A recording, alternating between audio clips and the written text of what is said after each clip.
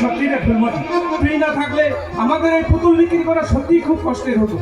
তোর এই নাচ গান মানুষকে এতটা আনন্দ দেয়, পুতুল না কিনে কেউ ফিরতেই পারে না। আরে সে তো হবে, আমার ফুলমতি দিদির মতো এত ভালো গানের গলা এ কৈলাসপুরে আর কারাচি পান্ত আছে। একজনের আছে জানিস, বিকেলবেলা শশী থেকে সূর্যের সামনে আলো দেখলে যে অনুভূতি হয়, নদীর এপার থেকে ওপার পর্যন্ত ঢেউয়ের সাথে মিশে থাকা সূর্যের আলো দেখলে যে অনুভূতি হয়, তার গান শুনলে ঠিক তেমনি অনুভূতি হয়। আমি শুনেছি সেই গান আমি আজও ভুলতে পারিনি। ফুলমতি দিদি সেই স্বপ্নের রাজকুমারটাকে শুনি। আসলে সে যে কে তোরা দুজন মিলে আমার ভিড় কিনেছিস, দাঁড়া তোদের হচ্ছে।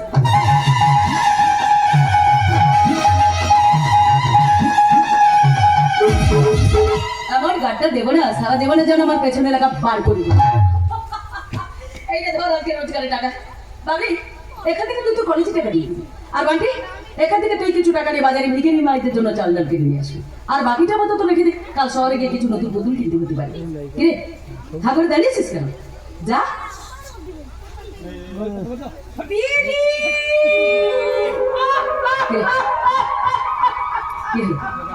কাঁদছিস কেন?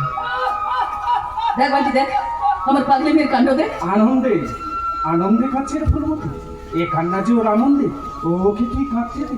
তাছাড়া এই কৈলাসপুরে আমাদের মতো হতভাগ্যদের কথা কে ভাবে বলতো? আমাদের মতো অনাথ বেজন্মাদের ভালো রাখার জন্য তুই যে একেবারে ভগবানের আশীর্বাদ হয়ে এসেছিস রে ফুলমতি। তুই না থাকলে ওই বিটঙ্কের অত্যাচার কবেই শেষ হয়ে যেতাম। টাকার জন্য শয়তানদের পদার্থ পর্যন্ত কিনে নিয়েছে। প্রতি মাসে ওকে আমাদের টাকা দিতে হয়, আর না দিতে পারলে চলে অত্যাচার। ভিখারি মাকে পর্যন্ত রেহাই দেয় না। তুমি আসবার পর এবারে বাজারে মানুষগুলো রক্ষা পাবে দিদি। তোমার উপর যে আমাদের অনেক আশা, অনেক ভরসা। কেন করিস তো আশা ভরসা আমায়? যদি কোনোদিন এমন হয় যে তোদের আশা ভরসার মান আমি রাখতে পারলাম না, যদি কোনোদিন এমন হয় যে তোদের সব ধারণা একদিন ভুল প্রমাণিত হোক, তখন কি ভালোবাসা এত আশা ভরসা আমার উপর থাকবে তোদের? বল। থাকবে দিদি, থাকবে। কারণ আমরা জানি পৃথিবী অধিক থেকে অধিক হয়ে যেতে পারে, কিন্তু আমাদের ফুলমতি কোনোদিন ভুল হতে পারে না। তুই আমাদের ঠকাতেই পারিস না, কিছুতেই না। হয়েছে অনেক হয়েছে, এবার এইসব ইমোশনাল ড্রামা বন্ধ করি, এবার তোদের কাজে যত দেখি। আমার এবার অনেক কাজ বাকি আছে। তোমার এখন আবার কি কাজ?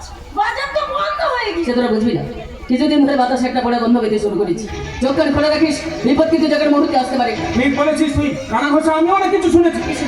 বিটঙ্গ বাবু চেলা চামুন্ডা গুলো কোনো একজনের হাতে মার খেয়ে জেলের মধ্যে হয়েছে, আর এই খবরটা যাতে পাঁচকার না হয় তার জন্য থানা দ্বারা ছেলে ধর্মকৃষ্ণ কাউকে কিছু বলতে চাইছে না। তাই না? তাহলে তো ব্যাপারটা আমি দেখতে খুঁজছি, এই সেই মহাশক্তিবান যে এমন কাজ করেছে। দিদি কি ভাবছো তুমি? না কিছু না, এখন তোরা যা, আর যেটা করতে বললাম সেটা করবি। আর হ্যাঁ, চোখ কান কিন্তু খোলা, কেমন? বেশ, তাহলে আমি আসি রে ফুলমতি, আবার কাল দেখা হচ্ছে। কি বলে গেল রে? কে সেই লোক? না ব্যাপারটা আমায় দেখতেই হচ্ছে।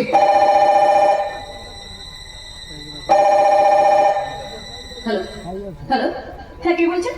ও আচ্ছা বলুন। না ও সব আপনি চিন্তা করবেন না, ও পুতুল আমি ঠিক সময় কিনে নেবো। হ্যাঁ রাখুন। পুতুল ধরা দিলে তো কিনবো, কিন্তু সেটা ধরাই দিতে চাইছে না। ধরা দিতে এসে গেছি ফুলমতি। আপনি চার বাজারে এসেছো, করে খাচ্ছ, আর তার লোকদের তুমি চিনতে পারছো না? চলো বস তোমায় ডেকে পাঠিয়েছি।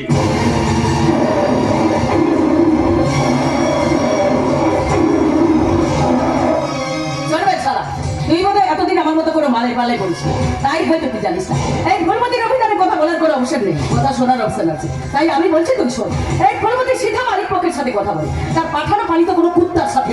এই ফুলমতি, তুই জানিস না তুই কাকে কি বলছিস? এই বাজারে সবাই গুন্ডাকে ভালো করে চেনে, তারা সবাই জানে এই গুন্ডা মুখে যা বলে তাই করে দেখায়। আরে বসের নির্দেশ আছে তোকে জোরে না করে নিয়ে যাওয়ার, তাই ভালো বলছি চল। তাহলে হলে কুকুর পাগলা হয়ে গেলে না। জানবে শালা গুন্ডা, এই পাগলা কুকুরকে কিভাবে ঠান্ডা করতে হয় না এই ফুলমতির খুব ভালোভাবে জানা আছে। বেশি বাড়াবাড়ি করলে সেই দাওয়াত উপরে ফেলতে আমার বেশি সময় লাগে না। তাই বলছি এখানে দাঁড়িয়ে থেকে ঘেউ ঘেউ না করে যাকে মালিককে বল ফুলমতির সাথে দেখা করতে হলে ফুলমতির কাছেই আসবে। ফুলমতির তার জায়গা থেকে এক চুলো নড়বি না। তুই কিন্তু বড় ভুল করে ফেলছিস ফুলমতি। স্বেচ্ছায় সাপের লেজে পা দিলে তার ফল কি হতে পারে তুই বলে ভুলে যাচ্ছিস। না ভাই শালা গুন্ডা, এই ফুলমতির শালা কোনো কিছুই বলেনি। আর সাপের কথা বললি যখন তখন শোন, এই ফুলমতির সাপেরও বাপ আছে। তাই এখানে দাঁড়িয়ে বেশি কাপ যাবে না, একেবারে মুখ থেকে ফেলা উঠে ছাড়। তাই বলছি কেন বাজারে শেষে দিমাগ খারাপ করছিস বলতে? ব্যবসা ভালো হয়েছে তাই মনটা ভালো আছে। তাই বেকার বেকার আমার মনটা খারাপ করতে চাস না, তাহলে ওই ফাটা মাথা না আবার ফাটিয়ে বাড়ি ফিরতে হবে। চল হাট। বাজারে সামান্য পুতুল বিক্রি করে তুই বাজার মালিকের কথা অমান্য করছিস, এত বড় সাহস তোর। যাদের হারানোর কিছু থাকে না তাদের সাহসটাই থাকে রে গুন্ডা। আর পুতুল বিক্রি করে বলি কি আমার মান সম্মান থাকতে নেই? এতই যখন মান সম্মানকে হিসেব করে নাকশিট কুস, তাহলে কেন মাসের শেষে ক্ষুদ্র ব্যবসায়ীদের কাছে তোর মালিক হাত পেতে ভিক্ষা নাই শালা? কি আমার বসকে তুই ভিখিরি বলিস? সরি সরি সরি, ভিখিরি বলতে চাইনি। কারণ সত্যিকারে ভিখিরি যারা হয় তারা ভিক্ষে করার পর সেই ভিক্ষে দেওয়া মানুষদের চোখের দিকে না তাকিয়ে ভালো থাকার আশীর্বাদ করে যায়। তাই তোর বসকে ভিখিরি বলি আমি আবার ভিক্ষে করে খাওয়া মানুষের অপমান করতে পারবো না। তাই বলছি কেন ফালতু সময় নষ্ট করছিস? যাকে মালিককে বল ফুলমতি আসতে পারবে না। তাই নাকি? তুই যাবি না, তোর ঘাড় যাবে না স্যার।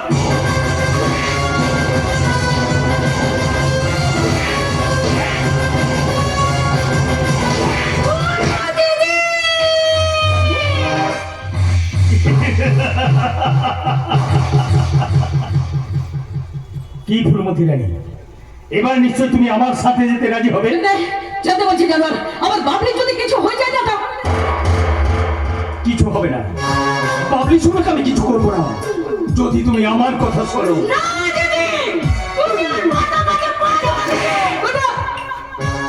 বেশি চিৎকার করে কোনো লাভ হবে না, আর বেশি চিৎকার করলে এই চাকু দিয়ে আমি বাবলি সোনার গড়াটাকে।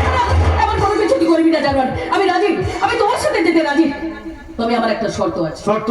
হ্যাঁ শর্ত, আমার বাবলিকে এখান থেকে ছেড়ে দিতে হবে। পাগল না পেট খারাপ? আর তোর মতো সবকে বাক্সবন্দি করতে ওই তো আমার ইঁদুর ছানার তো। আগে তোকে ওখানে যেতে হবে, তারপর বাবলি সোনা ছাড়া পাবে। ওই নিয়ে যাও কে।